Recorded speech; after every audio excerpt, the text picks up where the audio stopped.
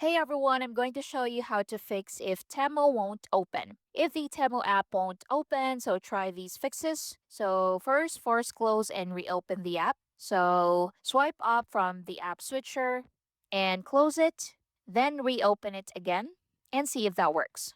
Next, you can also restart your phone. So a simple restart often fixes temporary app issues. Next, check your internet connection. So go to settings, then go to Wi-Fi. So switch between Wi-Fi and mobile data. You can also turn it off for about 10 to 20 seconds, then turn it back on. Go back to Temu and see if that works.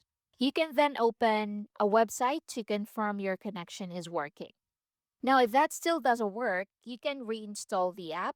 So look for Temu app, then press and hold it, then tap on delete app. Tap delete once more, and once deleted, go to App Store or Play Store, then install Temu again and sign back in. And once you're signed in, see if that solves the problem. And that's basically it. I hope you find this helpful. Thank you for watching.